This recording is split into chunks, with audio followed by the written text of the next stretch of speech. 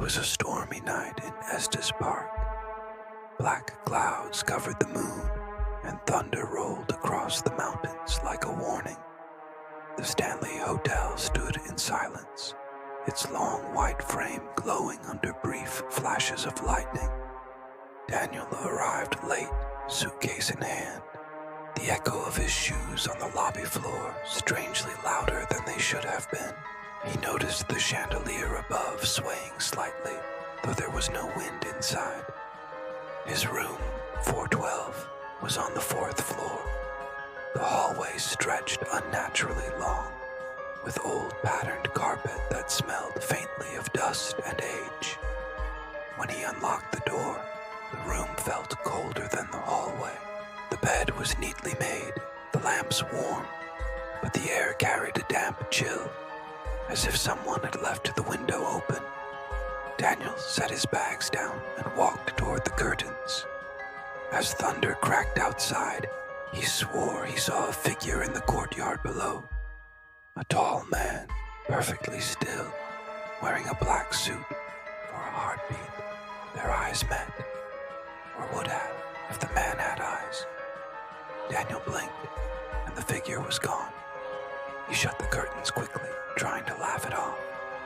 That night, he tossed and turned. The pipes moaned in the walls. Footsteps echoed faintly above his ceiling, even though no rooms were above his floor, and laughter, faint, childlike, drifted in from somewhere down the hall. At 3:12 a.m., a sound cut through the silence. Tap, tap, tap. It came from the window. Heart pounding, Daniel got out of bed and pulled back the curtains. There he was, the man in the black suit. Rain poured around him, soaking his shoulders, but he didn't move. He only stood there looking up. His face was smooth. No eyes, no mouth, no features at all, just pale skin stretched like wax. Lightning flashed, and for a moment, Daniel thought the faceless head tilted ever so slightly, as though it had noticed him. Daniel stumbled back. The light flickered, and then the courtyard was empty. The next evening, Daniel tried to brush it off. He explored the hotel, admired the antiques, listened to the history, but he couldn't shake the unease. That night, as he brushed his teeth, he looked into the mirror and froze. The faceless man stood behind him, clear as day. His tall frame filled the reflection, head tilted, smooth, pale face, where features should have been. Daniel spun around. Nothing. The bathroom was empty. He looked back into the mirror. The man was closer now. His hand began to rise in the reflection, stretching toward Daniel's shoulder. The light flickered violently. The mirror fogged, and the figure vanished. Daniel called the front desk, voice shaking. "Someone's outside my window. Someone's in my room." The receptionist spoke calmly, almost too calmly. "Sir, that's impossible. Your room is on the 4th floor. The courtyard below has been closed for years." That night, Daniel tried leaving his room, desperate to see another living soul. The hallway seemed longer than before, the pattern on the carpet repeating endlessly. At the far end, under the dim glow of a weak bulb, stood the man in black. Completely brought him closer, though he never moved. Blink, closer, blink, closer. Daniel's breath caught as the faceless head leaned to one side. He ran, slammed back into his room, locked the door, shoved a chair under the knob. Near dawn, he finally fell asleep. His dreams were suffocating, glass pressing against his face, hands pulling him down into darkness. At exactly 3 a.m., he woke to the sound. Tap, tap, tap. But this time, the sound came from inside. He turned his head slowly. The man was in the room, standing by the window, his pale hand pressed against the glass. On Daniel's side, the faceless head tilted toward him, listening. The lights dimmed. The shadows stretched across the walls like long fingers. Daniel tried to scream, but no voice came out. He crawled back, trembling, until his body hit the corner of the room. The man stepped closer. One step, another. The air turned ice cold, and Daniel's vision blurred into blackness. Morning came. Staff found Daniel unconscious on the floor, his belongings untouched, the door locked from the inside. But on his phone, there was a new picture, a selfie. Daniel, asleep in his bed, and behind him, perfectly still, leaning toward the camera, the faceless man. Daniel checked out that day and never returned, yet room 412 remains. Guests complain of tapping on their windows, though the courtyard is abandoned. Some wake to find their phone batteries drained overnight, their cameras filled with blurry photos of the room, and sometimes among those pictures is one clear shot of themselves.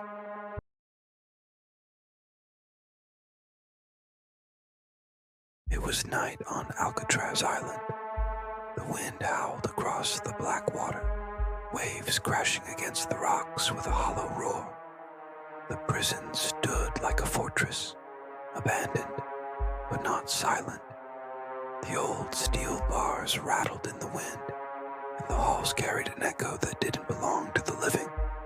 A group of tourists had come for the night tour, their footsteps echoing through the cold corridors. The guide spoke about the infamous prisoners, the failed escape attempts, and the stories of strange voices heard in the dark. Finally, the group was brought into D Block, the solitary confinement wing. The prisoners had called it the Hole. Each cell was small, pitch black. When the doors closed, no window, no sound, just cold stone, damp walls, and silence that pressed down like a weight. Among the tourists was a young man named Adrian. He loved horror, loved to laugh at ghost stories. When the guide explained that some brave visitors locked themselves in the cells for 1 minute, just for fun, Adrian smirked. 1 minute, I'll stay for 10. Let's see what happens. The group laughed nervously, but the guide accepted. With a heavy clang, the iron door shut behind Adrian. Darkness swallowed him whole. He couldn't see the walls, the floor, or even his own hands. At first, he leaned against the wall and smiled to himself. It was just a cell, just an empty room, nothing more. But then, it began. A whisper, so soft, so close, it felt like someone's breath was on his ear. Words too faint to understand. Adrian froze. Hello? Who's there? He called. No answer. Silence. Then the whisper came again, and another. 2 voices. Then 3, 4, 10. Faint, overlapping whispers filling the room, speaking all around him, surrounding him. He pressed his back to the wall. His heart pounded. This isn't real, he muttered.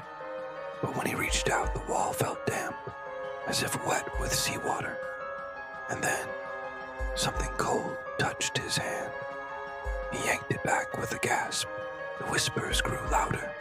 They weren't words anymore. They were chanting, moaning, breathing. His head had spun. He closed his eyes, but it didn't help. In the dark, he could feel them moving, footsteps scraping the floor, a presence shifting around him, the sound of chains dragging. And then, a pair of eyes appeared in the blackness, 2 pale, glowing orbs staring at him from the corner. He stopped breathing. The eyes moved closer, closer, then gone. The whispers suddenly became words, clear, dozens of voices speaking at once, pressing into his mind. You belong here. Stay with us. You'll never leave. Adrian slammed his fists against the door. Open it. "Open the door," he screamed. Outside, the guide checked his watch. 2 minutes left, he said calmly. The tourists chuckled nervously. They had no idea what was happening inside. Adrian felt something behind him. Fingers, cold, thin fingers, grabbing his shoulders. He spun, clawing at the air. The whispers grew louder, deafening, filling his skull. He fell to his knees, clutching his head, rocking back and forth. When the guards finally opened the door, Adrian was crouched in the corner, shaking violently, eyes wide with terror. He clawed at the floor as they pulled him out. They told me I'm theirs now," he cried, his voice cracking.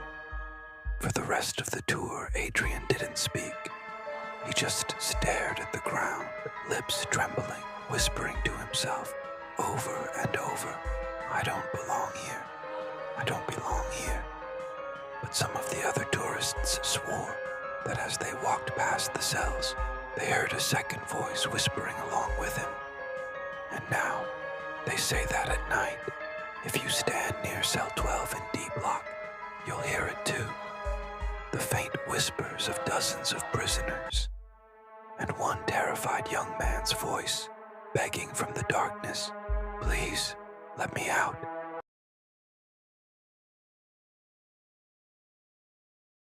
It was late winter in Alaska, the kind of cold that burned your skin the moment the wind touched it.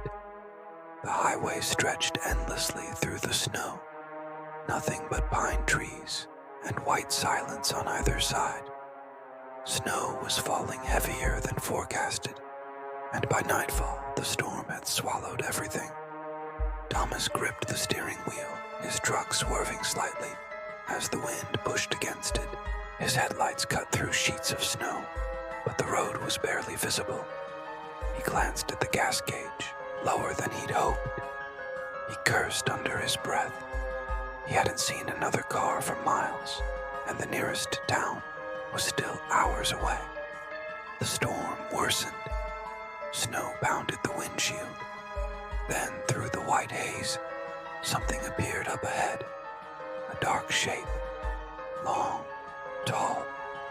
At first, Thomas thought it was just a snowdrift, but as he approached, he realized it was a bus. It stood tilted slightly on the shoulder of the highway, half buried in snow. Its windows were frosted over, its headlights dark, a stranded vehicle left behind by the world. Relieved at the chance of shelter, Thomas pulled over and killed the engine. He wrapped his coat tighter and trudged through the snow toward the bus. The wind howled so loudly, he didn't notice the silence inside the vehicle until he placed his hand on the cold steel door and pushed it open. The hinges groaned.